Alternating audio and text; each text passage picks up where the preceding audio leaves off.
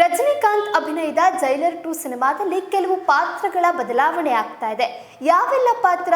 ಈ ಬಗ್ಗೆ ಮಾಹಿತಿ ಏನು ನೀವೇ ನೋಡಿ. ನಂದಮೂರಿ ಬಾಲಕೃಷ್ಣ ಅವರು ಈ ಸಿನಿಮಾದಿಂದ ಹೊರಗೆ ನಡೆದಿದ್ದಾರೆ ಎಂಬ ಸುದ್ದಿ ಹಬ್ಬಿದೆ.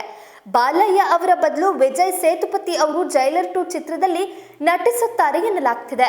2026ರ ಬಹುನಿರೀಕ್ಷಿತ ಸಿನಿಮಾಗಳ ಪಟ್ಟಿಯಲ್ಲಿ ಜೈಲರ್ 2 ಸಿನಿಮಾ ಕೂಡ ಒಂದು. ರಜನಿಕಾಂತ್ ನಟನೆಯ ಈ ಸಿನಿಮಾದಲ್ಲಿ ಹಲವು ಸ್ಟಾರ್ ಕಲಾವಿದರು ಪಾತ್ರ ಮಾಡ್ತಿದ್ದಾರೆ. ಟಾಲಿವುಡ್ ಸ್ಟಾರ್ ನಟ ನಂದಮೂರಿ ಬಾಲಕೃಷ್ಣ ಅವರು ಈ ಸಿನಿಮಾದಲ್ಲಿ ಅತಿಥಿ ಪಾತ್ರ ಮಾಡ್ತಾರೆ ಎಂದು ಹೇಳಲಾಗಿತ್ತು. ಆದ್ರೆ ಈಗ ಬೇರೆಯದ್ದೇ ಸುದ್ದಿ ಕೇಳಿ ಬಂದಿದೆ. ಬಾಲಯ್ಯ ಅವರು ಜೈಲರ್ 2 ಸಿನಿಮಾದಿಂದ ಹೊರ ನಡೆದಿದ್ದಾರೆ ಅನ್ನುವ ಸುದ್ದಿ ಹರಿದಾಡ್ತಾ ಇದೆ. ಇದು ನಿಜಾನಾ? ನೀವೇ ನೋಡಿ. ಅವರ ಬದಲು ಕಾಲಿವುಡ್ನ ಜನಪ್ರಿಯ ನಟ ವಿಜಯ್ ಸೇತುಪತಿ ಅವರಿಗೆ ಅವಕಾಶ ನೀಡಲಾಗಿದೆ ಅಂತ ಹೇಳಲಾಗ್ತಾ ಇದೆ. ಸಲ್ಸನ್ ದಿಲೀಪ್ ಕುಮಾರ್ ಅವರು ಜೈಲರ್ 2 ಸಿನಿಮಾಗೆ ನಿರ್ದೇಶನ ಮಾಡ್ತಾ ಇದ್ದಾರೆ. ಈ ಸಿನಿಮಾ ಮೇಲೆ ಅಭಿಮಾನಿಗಳು ಭರ್ಜರಿ ನಿರೀಕ್ಷೆ ಇಟ್ಕೊಂಡಿದ್ದಾರೆ. ಬಾಲಯ್ಯ ಅವರು ಒಂದು ಪವರ್ಫುಲ್ ಅತಿಥಿ ಪಾತ್ರವನ್ನ ಮಾಡಬೇಕಿತ್ತು. ಆದರೆ ಕಾರಣಾಂತರಗಳಿಂದ ಅವರು ಈ ಪಾತ್ರವನ್ನ ಮಾಡಲಾಗ್ತಾ ಇಲ್ಲ. ಆದರೆ ನಿಖರ ಕಾರಣ ಏನು ಎಂಬುದು ಸದ್ಯಕ್ಕೆ ಬಹಿರಂಗ ಆಗಿಲ್ಲ. ನಂದಮೂರಿ ಬಾಲಕೃಷ್ಣ ಅವರನ್ನ ಗಮನದಲ್ಲಿ ಇಟ್ಕೊಂಡೇ ಈ ಪಾತ್ರವನ್ನ ಬರೆಯಲಾಗಿತ್ತು. ಆದರೆ ಈಗ ಆ ಪಾತ್ರವನ್ನು ವಿಜಯ್ ಸೇತುಪತಿ ಅವರು ಮಾಡಬೇಕಾಗಿದೆ. ವರದಿಗಳ ಪ್ರಕಾರ ವಿಜಯ್ ಸೇತುಪತಿ ಅವರು ಈಗಾಗಲೇ ಜೈಲರ್ 2 ಸಿನಿಮಾದ ಶೂಟಿಂಗ್ ನಲ್ಲಿ ಪಾಲ್ಗೊಂಡಿದ್ದಾರೆ.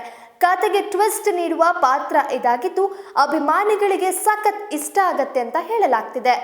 ರಜನಿಕಾಂತ್ ಅವರೊಟ್ಟಿಗೆ ವಿಜಯ್ ಸೇತುಪತಿ ನಡೆಸ್ತಾ ಇರೋದು ಇದು ಮೊದಲಲ್ಲ, ಎರಡನೇ ಬಾರಿ. ಈ ಮೊದಲು ಕಾರ್ತಿಕ್ ಸುಬ್ಬರಾಜು ನಿರ್ದೇಶನ ಮಾಡಿದ ಪೇಟ ಸಿನಿಮಾದಲ್ಲಿ ವಿಜಯ್ ಸೇತುಪತಿ ಮತ್ತು ರಜನಿಕಾಂತ್ ಅವರು ತೆರೆ ಹಂಚಿಕೊಂಡಿದ್ರು.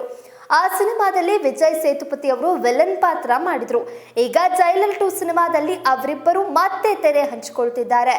ಹ್ಯಾಟ್ರಿಕ್ ಹೀರೋ ಶಿವರಾಜ್ ಕುಮಾರ್ ಕೂಡ ಜೈಲರ್ 2 ಸಿನಿಮಾದಲ್ಲಿ ಅಭಿನಯ ಮಾಡ್ತಿದ್ದಾರೆ. ಈ ಎಲ್ಲ ಕಾರಣಗಳಿಂದ ಜೈಲರ್ 2 ಸಿನಿಮಾ ಬಹಳ ನಿರೀಕ್ಷೆಯಲ್ಲಿದೆ. 2026ಕ್ಕೆ ವೀಕ್ಷಕರ ಮನರಂಜನೆ ಕೊಡೋದಕ್ಕೆ ಜೈಲರ್ 2 ಸಕಲ ರೀತಿಯಲ್ಲಿ ಸಿದ್ಧತೆ ನಡೆಸ್ತಾ ಇದೆ. 2026ರಲ್ಲಿ ಈ ಸಿನಿಮಾ ಬಿಡುಗಡೆ ಆಗಲಿದ್ದು ಫೆಬ್ರವರಿ ವೇಳೆಗೆ ಸಿನಿಮಾದ ಶೂಟಿಂಗ್ ಪೂರ್ಣಗೊಳಿಸುವ ಗುರಿ ಇಟ್ಟುಕೊಳ್ಳಲಾಗಿದೆ.